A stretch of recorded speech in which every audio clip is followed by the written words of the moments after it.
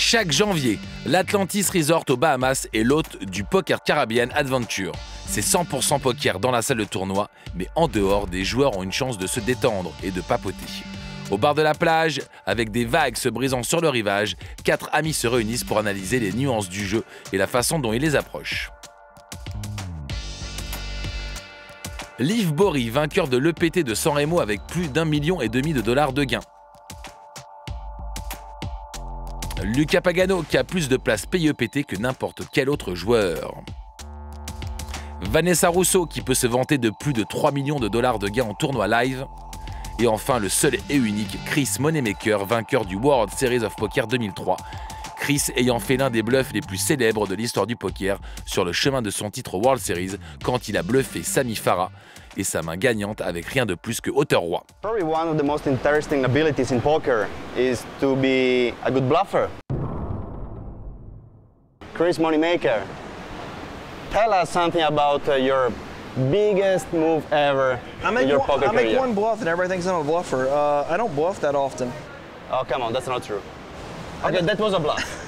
I don't. Now you're bluffing. I don't bluff as near as much. Keep his image going. Come on, can't ruin it. I really don't bluff as much as people think I do. I mean, you still have to bluff. I mean, you do. I've got a very. Look at this face. How could you not believe this face? How much important is for you to It's a pretty decent size part of my game because I've become a lot more aware of image. 2 years ago, I wasn't really, I was aware of the fact that I had an image, but I didn't know how to use it.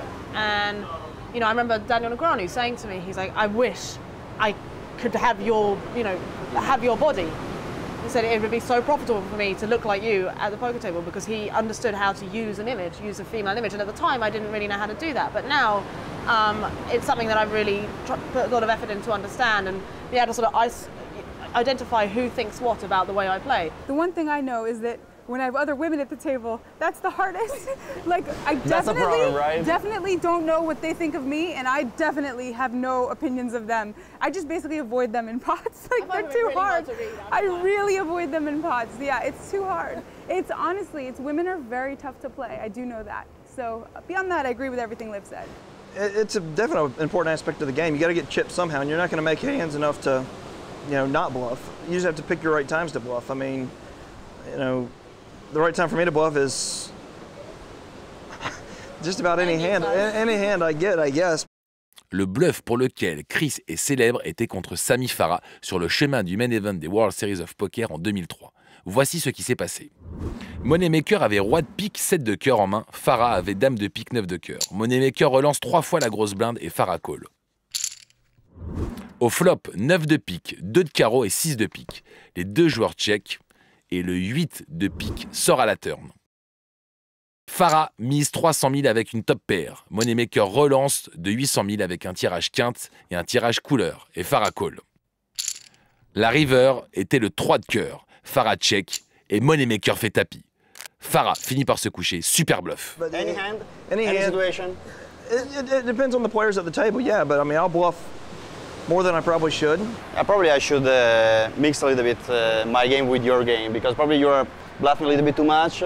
I don't bluff that too much. Probably that's because my background. I really like to take very calculated risk. How many times you cashed in the EPT? 17. Oui, 17 au moment de l'enregistrement. Mais 20 aujourd'hui, c'est le recordman du nombre de places payées sur le circuit de l'European Poker Tour. C'est une véritable machine de guerre. Wow. How many times have I? 17. One? Yeah, all right, I like your side of it. Why, in your opinion, all these new players, these new kids that are approaching the tournaments are so aggressive and they like to make such big bluff at the table? Why? What's the reason behind that? Machismo, that's why. Machismo, right? They all just sit there, they talk to each other, everyone wants to have a cool story to tell their friends. I don't know, because to an extent, playing very aggressively can be profitable in the right situations. But I think sometimes people take it to the extreme, and you see things where people are... I think a lot of it comes from the fact they play online, most of these players, and so they're used to winning hands more often. And when you're playing live, the winning hands really come far and few between. And so one way to accelerate the amount of hands that you're winning is to win hands that really aren't yours, at least that you wouldn't deserve as far as the value of your hand. And one of the ways to do that is to bluff. And so it's probably part boredom in the fact that they're not used to going so long without winning a hand. So they get bored, they see an opportunity, and they go for it with a little more gusto than the average live player, who I think has cultivated more patience. A lot of these kids don't have wives and girlfriends either, so they got to answer to when they get home. How did you bust with King 5?